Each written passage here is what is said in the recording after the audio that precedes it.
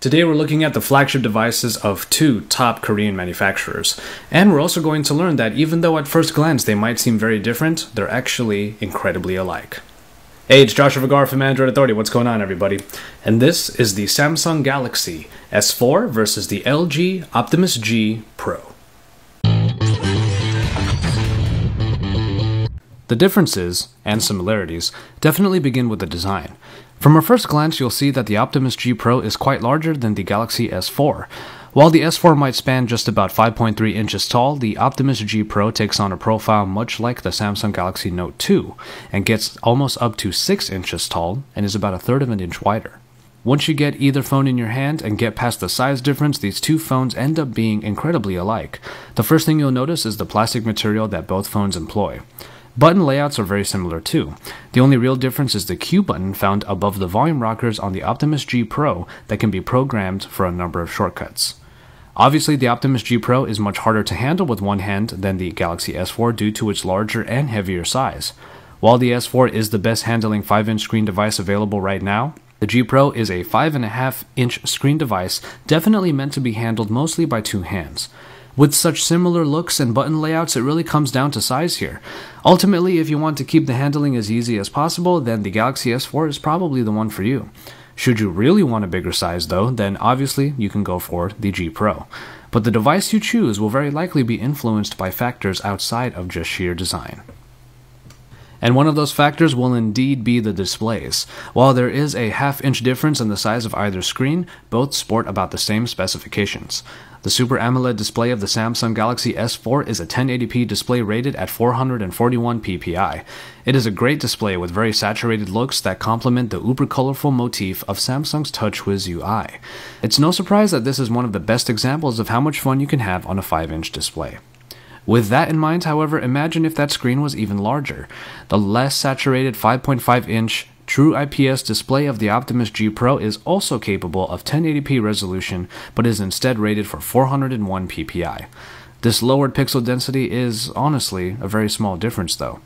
Text is thus rendered very well either way, and videos, pictures, and games are undoubtedly enjoyable no matter which device you use. In practice, the main difference again is just the size. If bigger truly means better for you, especially when it comes to media, then the G Pro will definitely fulfill your requirements. Otherwise, 5 inches has proven to be a great size for a smartphone display and can still prove very enjoyable for your viewing pleasure. Once again, we see just how much these two devices are alike through their performance. We are speaking specifically of the Western version of the Samsung Galaxy S4, and thus, we're talking about the Snapdragon 600, clocked in at 1.9 GHz and backed by the Adreno 320 and 2 GB of RAM. It is certainly a wonderful performer that allows you super fast experiences and multitasking. While the Optimus G Pro did come out a little before the S4, it was one of the first devices to sport the Snapdragon 600, and it rocked it quite well. Clocked in at 1.7 GHz, it is also backed by the Adreno 320 and 2 GB of RAM. Thus, you get very similar and still very fast performance in the G Pro. While it does score lower than the S4 though, no one can deny that the G Pro is a very similar performer to the S4. Performance is just another category that fails to make any real separations between these two smartphones. Luckily, that just means you won't be slowed down no matter which of these two you choose. LG and Samsung put a lot of work into making these two phones offer as much as possible. We'll start with the Samsung Galaxy S4 and underneath its removable cover. There is a removable battery that allows for replacements when power gets low, and the 16, 32, or 64 GB of onboard memory can be bolstered by the micro SD card slot. An IR blaster allows the S4 to control a host of different devices like TVs or set-top boxes, and finally, its unique bits include a host of sensors used for navigation and some unique applications. Going under the back cover of the Optimus G Pro, you'll see that it also sports a removable and replaceable battery, though it is a larger one. More on that in a bit. Its 32 GB of onboard memory is also bolstered by the inclusion of a micro SD card slot. The G Pro also comes with an IR blaster for controlling TVs and related devices. When it comes to sensors, unfortunately, the G Pro doesn't have as many as the S4. It sports the standards like the gyroscope and the accelerometer. Eastern versions include a long antenna for viewing broadcast television, but after that, this is pretty much it. While the Galaxy S4 brings more to the table than the G Pro, their applications depend entirely on whether or not you will actually use them. As far as the actual required bits for smartphone usage go, the G Pro has them all covered. If you want to take advantage of the unique things the S4 offers, then you can go that route. Otherwise, the G Pro is like a standard smartphone on steroids. It does everything we're already used to in an obviously bigger way. As I mentioned before, the Optimus G Pro sports a larger battery to compensate for its larger screen and body, and it really is an increase. Compared to the 2600 mAh battery found in the S4, you get a whopping 3140 mAh unit in the G Pro. This big jump in capacity should allow the G Pro to outlast the S4 when it comes to battery life. Unfortunately, this is only partially true. Battery tests showed that the optimizations and power-saving features of the Galaxy S4 helped it outlast the G Pro, especially in media consumption. Luckily, a spare battery and charging dock are included in the G Pro package. While you could certainly buy a spare battery for the S4 and have it handy, at least it comes as a standard with the G Pro. And now we come to the cameras. The Samsung Galaxy S4 sports a 13 megapixel camera, and the picture quality from it is very good, with details more than adequately reproduced, and colors given a good level of saturation to make just about any photo pop.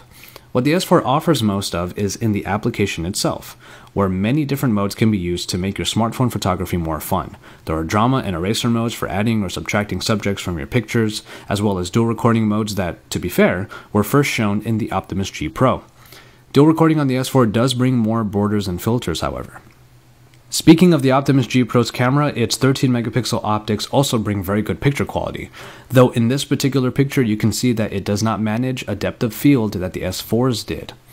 Details are captured just as well though, and the color reproduction is also quite good. The application does not offer quite as much as the one found in the S4, but it does do HDR, dual recording, and its own version of Photosphere quite well. Once again, the G Pro shows itself as a standard smartphone on steroids, doing what it is expected to do very well, while the S4 brings some unique features for those who are looking to be more adventurous. Either way, you'll have a great photo companion despite the G Pro not being quite as pocketable as the S4. And finally, we have the software. Given that thus far both LG and Samsung have managed to pack a lot into their flagships, this category is pretty much no different. We'll start with TouchWiz, the all-too-familiar UI with new navigation features. Gesture-based sensors allow you to move about browsers and galleries with a wave of your hand, and hovering your finger allows for quick previews of text or albums. There are new applications like S-Health and S-Translator made to make your life easier. These all bolster included features like the split screen, which is a great multitasking tool. You either love or hate TouchWiz, though the new additions definitely give it a freshness that it has needed. The Optimus UI is not as bloated or colorful as TouchWiz, but packs a similarly large amount of features. While it does not have the sensors the S4 has for navigation, many little tools have been added that help with multitasking.